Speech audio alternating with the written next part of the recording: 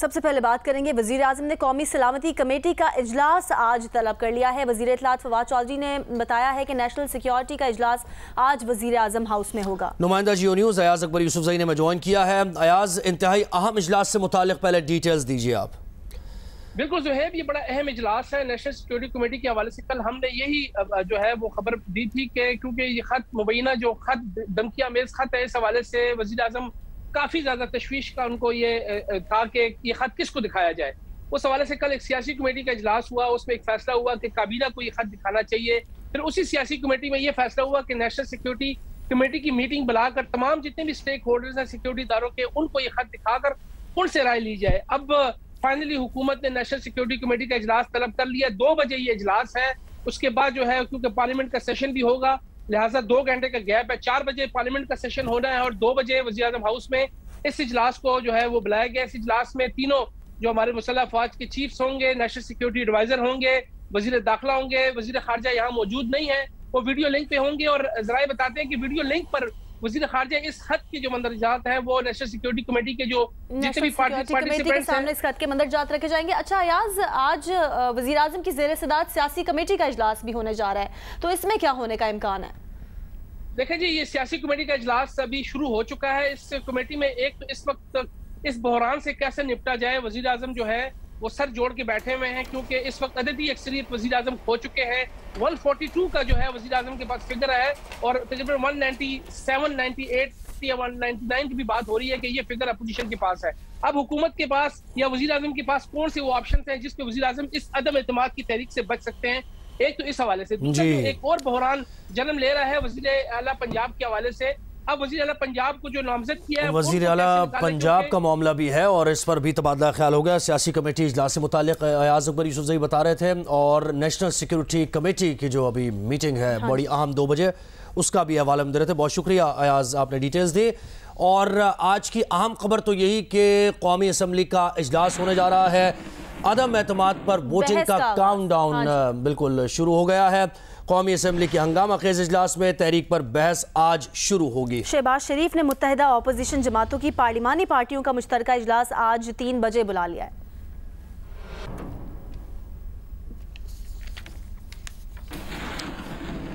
वफाकी वज़ीर दाखिला शेख रशीद कहते हैं कि हफ्ते की रात 12 बजे तक इंतजार करें, सियासत नया रुख भी ले सकती है। तहरीक अदम एतमाद पर वोटिंग के रोज वजीर आजम की जानिब से पार्लियामेंट हाउस के बाहर 1 लाख अफराद के जमा होने से मुतालिक बयान पर शेख रशीद ने कहा कि अब तक कोई बात फाइनल नहीं हुई, सियासी हालात के मुताबिक फैसला करेंगे। आइंदा 48 घंटे अहम है। जुमा और हफ्ता रात 12 बजे तक अहम है।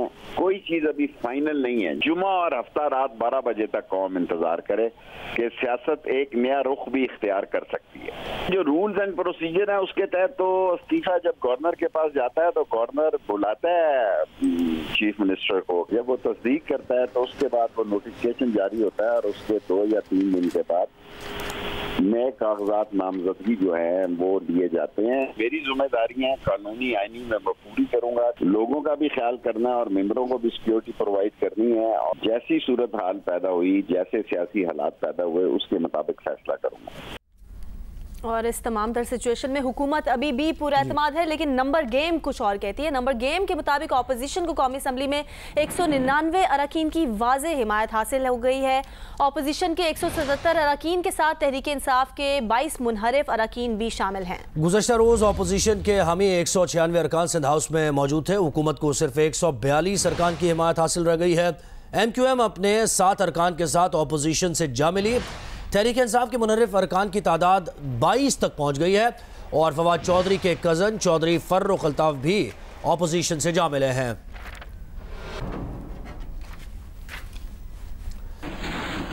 वज़ीर आला पंजाब उस्मान बुज़दार का भी मामला है और उस्मान बुज़दार आज वज़ारत आला छोड़ने का इम्कान उनका जाहिर किया जा रहा है। उस्मान बुज़दार आज ऐवान वज़ीर आला लाहौर में आखिरी तकरीब में शिरकत करेंगे। ज़राए ये बता रहे हैं कि ऐवान वज़ीर आला में रावलपिंडी के संग बुनियाद एक यूनिवर्सिटी का रखा गया था, उसकी तकरीब भी होगी। वज़ीर आला उस्मान बुज़दार ने वज़ीर दाखिला शेख रशीद को लाहौर मदऊ कर लिया है और वज़ीर आला वकारुन्निसा यूनिवर्सिटी का नोटिफिकेशन शेख रशीद के हवाले करेंगे। ज़राए का यह बताना है कि सरदार उस्मान बुज़दार की बतौर वज़ीर आला ये आखिरी तकरीब होगी।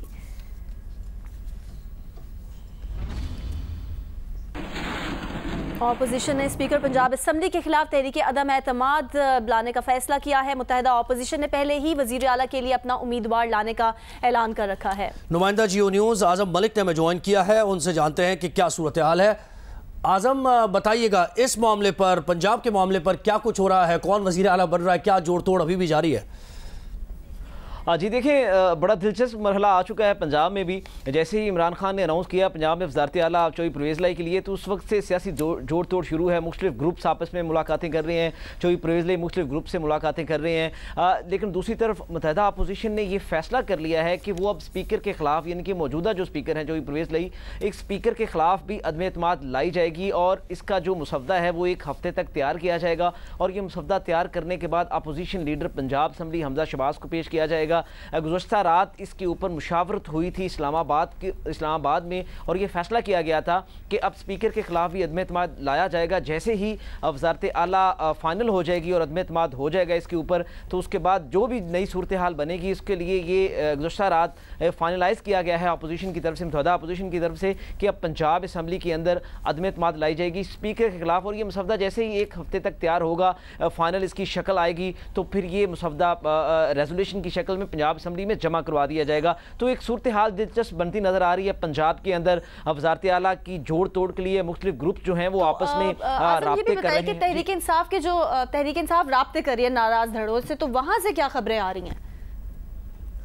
जी देखिए, मुख्तलिफ खबरें आ रही हैं। जैसे अलीम खान ग्रुप के साथ जो है मिडल मैन के थ्रू रब्ता किया गया है, उन्हें ऑफ़र की गई है मुख्तलिफ ओहदों की, इवन स्पीकर की भी हमारे ज़राए का ये कहना है। लेकिन अलीम खान साहब की तरफ से इनकार किया गया है कि वो उनके साथ नहीं बैठेंगे। इस तरह से दीगर धड़ों के साथ भी मामला तय करने की कोशिश की जा रही है। चौधरी परवेज़ लाई ने गुज़श्ता रात भी मुख्तलिफ जो गुजरा थे और मेंबर पंजाब की वज़ारत आला का कुराह किसके नाम निकलेगा, कौन बनेगा वज़ीर आला, ये बड़ा अहम सवाल है और इससे मुताल्लिक़ हमें आज़म मलिक डिटेल्स दे रहे थे। बहुत शुक्रिया आपका। Akbar S Babar election commission के बाहर मीडिया से गुफ्तगू कर रहे हैं। ये कहना चाहता हूँ कि आज जो पाकिस्तान के सियासी हालात हैं और जिसमें पाकिस्तान तहरीक इंसाफ इंतशार का शिकार है, पाकिस्तान तहरीक इंसाफ के ग्रुप्स बन गए हैं जो आज़ादाना फैसले कर रहे हैं। और खान साहब जो कहते थे कि अल्लाह ताला ने मुझे सब कुछ दिया है, आज अपनी कुर्सी बचाने के लिए सब कुछ करने के लिए तैयार नज़र आते हैं। और ये वो अफसोसनाक पहलू है कि जब 2011 में मेरे और इमरान खान साहब के इख्तलाफात हुए तो उस वक्त दो रास्ते थे। एक वो पिटा हुआ रास्ता है जिस पे खान साहब चले, जिससे पार्टी को बर्बादी के रास्ते पे डाला गया, जिसमें उजरती सियासतदान जो थे उनको पीटीआई में लाया गया, उनको सामने रखा गया। आज वो ग्रुप्स बन चुके हैं, आज वो आज़ादाना फैसले कर चुके हैं, क्योंकि खान साहब परफॉर्म नहीं कर सके, उनके पास लीडरशिप नहीं थी, कॉम्पिटेंस नहीं थी, क्रेडिबिलिटी नहीं थी। और ये जिम्मेदार वो खुद हैं। मैं उन लोगों में से नहीं हूँ जो कहता हूँ कि चेयरमैन ठीक है, बाकी आसपास एडवाइज़र गलत हैं। आपने एडवाइज़र सेलेक्ट किए, आपने ये रास्ता चुना, आपको जिम्मेदारी कबूल करनी चाहिए। अगर कोई मगरबी जमहूरियत होती जहाँ पे आप on the face of it ये नज़र आ रहा है कि आप अक्सरियत खो बैठे हैं, तो वो कभी भी इक़्तिदार में ना बैठते, वो कभी भी ये दावे ना करते कि मैं लाख का जलसा करूँगा, मैं 10 लाख का जलसा करूँगा। ये डेमोक्रेसी मजबूत इन्हीं हालात में होती है जब लीडर्स जो होते हैं वो अपनी ज़ात से हट के और जमहूरियत को मजबूत करने के फैसले करते हैं। उसका तरीक़ाकार बड़ा आसान है कि आप इक़्तिदार से अलग हो जाएं, अपनी पार्टी को इख्तियार दे कि वो नया लीडर ऑफ द हाउस मुंतखब करे, और अगर वो नहीं कर सकता तो अपोजिशन को मौका मिलता है कि वो अपने नुमाइंदे को लीडर ऑफ द, ये जमहूरी तरीका है। इसी तरह जमहूरियत मजबूत होती है, न कि पाकिस्तान के जो बुनियादी मफादात हैं उनको दाव पे लगाने से। ये जो शोशे छोड़े जा रहे हैं केबल्स के और ख़त के, ये बेमानी है। ये मामलात हमेशा चलते हैं, केबल्स हमेशा से आते रही है, हमेशा से हुकूमतें एक दूसरे को इन्फ्लुएंस करने की कोशिश करती हैं। और जो पावरफुल होता है उसमें किसी किस्म की ये बातें करना, उसको अपनी दाखिली सियासत से मुंसलिक करना, मैं समझता हूँ ये पाकिस्तान के जो हमारे जो बड़े स्ट्रेटेजिक इंटरेस्ट हैं उनको दाव पे लगाने, उनको सियासत की भेंट चढ़ाने के मुतरादिफ है। तो अब ये रास्ता इमरान खान ने चुना था, अगर ये उस रास्ते पे चलते जिस पे मेरा और उनका इख्तलाफ हुआ तो पाकिस्तान तहरीक इंसाफ आज ये इस तरह इंतशार का शिकार ना होती, ऐसे लोगों के हाथ में ना होती, तो आज पीटीआई की नहीं है। लेकिन मैं इंशाल्लाह, ये मेरा कॉल है कि पाकिस्तानी तहरीक इंसाफ के जो वर्कर हैं जो मेरिट पे जो डिजर्व करते थे सामने आना, हम सबको इकट्ठा करेंगे। हम इस पार्टी की तजदीद नौ करेंगे, हम इसको दोबारा इस पार्टी को सामने लाएंगे, एक ओरिजिनल पीटीआई। और इमरान खान ने जो किया, जो तरीका रास्ता अपनाया, उसकी वो जिम्मेदारी कबूल करे।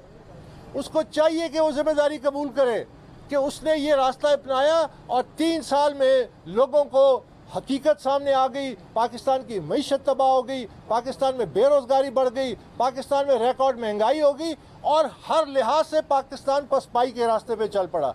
तो ये केस जो है ये सिंबॉलिक है।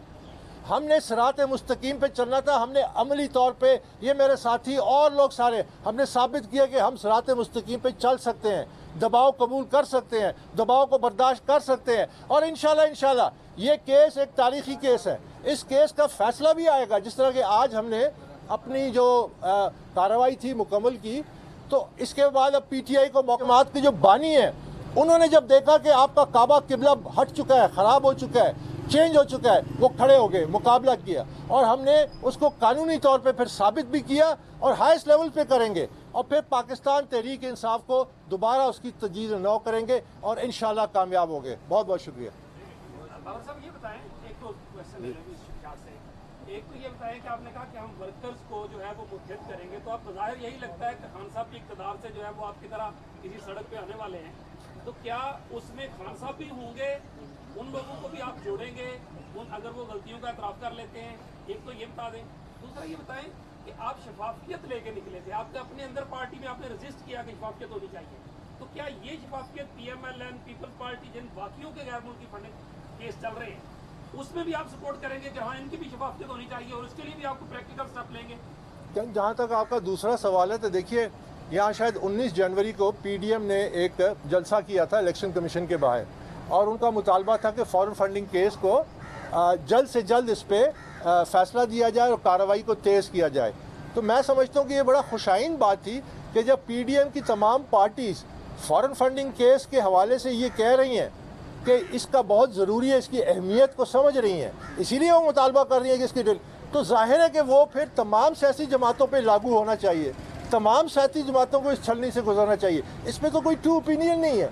और जहाँ तक आपका पहला, क्योंकि लेकिन उसमें एक फ़र्क सिर्फ ये है कि जब आप पॉलिटिकली एक सियासी जमात, उसके बानी एक रास्ता चुनते हैं और कामयाबी हासिल होती है, तो वो रोल मॉडल बन जाता है, वो मजबूरी बन जाता है दूसरी जमातों को, वो मजबूरी बन जाता है इदारों का कि फिर उनको भी उसी छलनी से गुजारें। तो ये पहल आपको खुद करनी होती है, आपने अपना मेयार, रोल मॉडल आपको खुद बनना पड़ता है और ये हमारी कोशिश थी। अब जहाँ तक रहा सवाल इमरान खान साहब का, देखिए इमरान खान साहब को जिम्मेदारी कबूल करनी पड़ेगी और मेरे नज़दीक उनको पीछे हटना पड़ेगा और उनको चंद कदम पीछे हटना पड़ेगा। इस केस का क्या फ़ैसला आता है, उसमें उन पे क्या क्या उसके असरात होते हैं, ये अभी देखना बाकी है, लेकिन उनका एहतसाब होना ज़रूरी है। उन्होंने पाकिस्तानी कौम के साथ बहुत बड़ा धोखा किया है। मदर ऑफ ऑल बिट्रेज मैं उसे कहता हूँ। जो रास्ता हमने चुना था शफाफियत का, अच्छे लोगों का, क्रेडिबल लोगों का, कॉम्पिटेंट लोगों का, ये उस रास्ते पे नहीं चले। आज आपके सामने हकीकत आ चुकी है, इसलिए मैं इन बातों पे ज़्यादा तफसील से नहीं जाता। आज आपके सामने हकीकत आ चुकी है कि PTI के अपने ग्रुप्स बने हुए हैं जो बगावत में हैं। अगर क्रेडिबल होते, अगर इमरान खान मेरिट पे स्टिक करता और वर्करों को साथ लेके चलता और कॉम्पिटेंट लोगों को ऊपर लाता, तो ये नौबत ना आती। पार्टी चाहे पार्लिमानी तरीके से हट जाती है इक़्तिदार से, इसमें कोई हर्ज नहीं है, ये जमहूरियत का हिस्सा है, लेकिन कम अज़ कम पार्टी इकट्ठा रहती, पार्टी मजबूत रहती। आज पार्टी पाकिस्तान तहरीक इंसाफ का शिराजा बिखर रहा है, ये इमरान खान की वजह से है। He has to accept responsibility and he has to face the consequences जो इलेक्शन कमीशन के फैसले में आएंगे या हायर कोर्ट के आएंगे। He is not above the law. He must set an example. If he has to be sidetracked, so be it. हमारा मकसद पाकिस्तान को वो खुशहाल करना था, पाकिस्तान में एक तब्दीली लानी थी। हमारा मकसद ये नहीं था कि सिर्फ इमरान खान को वज़ीर आज़म बनाए और वो स्याह और सफ़ेद का मालिक बन जाए। हरगिज़ ये हमारा मकसद नहीं था। जी, ये वर्कर्स इत्तेहाद जो है ये माइनस इमरान होगा। ये सब कुछ इमरान खान के रवैये पे डिपेंड करता है। इमरान खान को तय करना है कि वो क्या लेगेसी छोड़ के जाएंगे, क्या अपनी लेगेसी जो है हिस्ट्री में क्या छोड़ के जाएंगे। जिस रास्ते पे वो चल रहे हैं वो तबाही का है, उनकी लेगेसी बर्बाद हो जाएगी, उनके पास कोई रास्ता नहीं होगा। जिस लेगेसी को अगर वो बचाना चाहते हैं तो उनको बड़ा इकदाम उठाना पड़ेगा, उनको पीछे हटना पड़ेगा। ये पार्टी वापस उन लोगों के पास जाएगी जिन्होंने ये पार्टी बनाई थी, वो उसकी तश्कील नौ करेंगे। अगर इमरान खान उसका हिस्सा बनना चाहते हैं, ये फैसला उनका है, लेकिन जो कॉन्सिक्वेंसेज हैं, जो केस है या और जो मामलात हैं, he has to face, he is not above the law. उससे किसी तरह से उसको एब्सॉल्व नहीं कर सकते। बहुत शुक्रिया। मालिक के अंदर नज़र आया। यहाँ पर ये तमाम लोगों का शुक्रिया अदा करने के बाद मैं खुसूसी तौर पे एक शुक्रिया अदा करना चाहता हूँ एक शख्स का जिसके बगैर ये सब मुमकिन ही नहीं था, और वो डॉक्टर फैसल सुल्तान है जो मेरे साथ बैठे हुए। इनकी टीम यहाँ पे है, सेक्रेटरी हेल्थ आमिर ख्वाजा, बाकी NIH की टीम, जनरल आमिर इकराम, NDMA का बहुत बड़ा किरदार रहा यहाँ पे। शुरू के अंदर जो हस्पतालों के अंदर पर्सनल प्रोटेक्टिव इक्विपमेंट पहुँचाना था, उसके बाद ऑक्सीजन बेड्स की फराहमी इमरजेंसी बेसिस के ऊपर, और last but not the least जैसे कहते हैं आखिर में जो वैक्सीन जो मंगवाई गई पाकिस्तान के अंदर, जो खरीदी गई, उनको लाने की जिम्मेदारी भी NDMA के तहत थी। तो ये जैसे मैंने कहा, मैं अभी भी जो है इतने लोगों का नाम लेने के बाद, इतने इदारों का नाम लेने के बाद आई एम श्योर कोई ना कोई मैं भूल गया हूँ। हाँ, एक बहुत अहम तबका मुझे और ख्याल आया, वो हैं पाकिस्तान के उलमा। बहुत ज़्यादा मज़बूत किरदार रहा, और जो आपको माशरे के अंदर इंतशार नहीं नज़र आया, उसकी मेरे ख्याल में एक बहुत बड़ी जो जिम्मेदारी जो है, या उसका जो सेहरा जो है, वो हमारे उलमा तक भी जाता है। हमारे अदलिया के फ़ैसले, हमारे मीडिया का किरदार, हमारे उलमा का किरदार जो है, उसने एक माशरे के अंदर सब लोग इस बात को समझ गए कि ये जो भी हो रहा है, जो मुश्किलात भी हमें देखनी पड़ रही हैं, ये कौमी बेहतरी के लिए है, इससे मुल्क का फ़ायदा है, माशरे का फ़ायदा है। तो मैं अपने ज़ाती तौर पे ये कह सकता हूँ कि पिछले 2 साल जो चेयरमैन NCOC के तौर पर मैंने अपने काम किया, और बहुत मेहनत की हम सब ने, तमाम लोगों का जिनका मैंने जिक्र किया, बेतहाशा मेहनत की। इससे बड़ा एजाज़ मेरे पास ज़िंदगी में नहीं है कि कौम एक चैलेंज इतने बड़े आफत को फेस कर रही हो और उसके अंदर एक अपना हिस्सा डालने का जो मौका मिला, मैं ज़ाती तौर पे कभी इसको नहीं भूलूंगा कि ये मेरा कितना बड़ा मेरे लिए एहसास था। और ये तमाम टीम जिनका मैं जिक्र किया, सूबाई, मिलिट्री, सिविलियन, ये तमाम इदारे, इनका मैं ज़ाती तौर पर भी शुक्रगुजार हूँ कि वो जो एक इंतहाई मुश्किल काम था, इन सब की मदद से उसके अंदर आसानी पैदा हुई। और आखिर में ख़त्म करते हुए मैं इस सारी कामयाबी का जो अगर एक आदमी जिसको सबसे ज़्यादा क्रेडिट जाता है, मैं उसका नाम ज़रूर लेना चाहूँगा, और वो हैं वज़ीर आज़म पाकिस्तान इमरान खान, जो पहले दिन उन्होंने फ़ैसला किया कि मैंने अपने लोगों को इस मर्ज़ के ख़तरे से भी बचाना है, लेकिन साथ साथ मैंने अपने गरीब, दिहाड़ीदार, कमज़ोर तबके को भूख और अफलास से भी बचाना है। वो बुनियाद बनी हमारी तमाम स्ट्रैटेजी की, और वो स्ट्रैटेजी जैसे मैंने कहा जिसको दुनिया ने सराहा।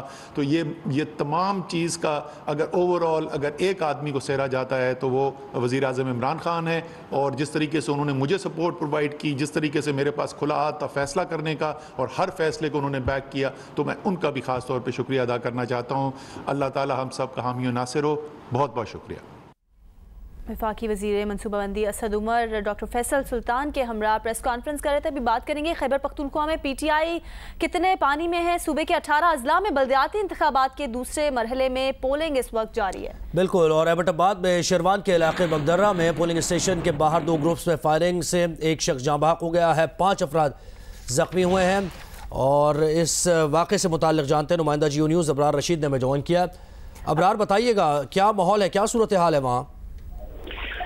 जी हाँ, ये एबटाबाद का इलाका है, डिस्ट्रिक्ट एबटाबाद में थाना शेरवान की हदूद। ये बागदरा गवर्नमेंट प्राइमरी स्कूल, वहाँ पे 2 काउंसलर के उम्मीदवार जो थे उनका आपस में मुबैना तौर पर कोई धांधली या वोट भुगताने, जाली वोट भुगताने के पादाश में एक दूसरे पर 2 ग्रुपों की फायरिंग हुई, जिसके नतीजे में एक शख्स जिसका नाम सरदार शमरेज बताया गया है और वो जहाँ बहक हो गया। 5 अफराद जख्मी हुए, जिसमें एक खातून शामिल हैं। जख्मियों और लाश को डिस्ट्रिक्ट हेडक्वार्टर अस्पताल एबटाबाद पहुंचा दिया गया। सारे मामले की, तो सारे वाक़े की तस्दीक की है SP हेडक्वार्टर्स आरफ जावेद ने, और बताया यह गया है कि मुल्ज़मान जो हैं वो मौके से फरार हो गए हैं। जाहिर है इस वाक़े के बाद पोलिंग को बंद कर दिया गया है और फिलहाल उस इलाके में पुलिस की भारी नफरी मौजूद है। पोलिंग अभी यहाँ रुकी हुई है। और एबटाबाद में शेरवान का इलाका बगदरा में पोलिंग स्टेशन के बाहर 2 ग्रुपों में फायरिंग से एक शख्स जाँ बहक, 5 अफराद जख्मी हो गए। बहुत शुक्रिया।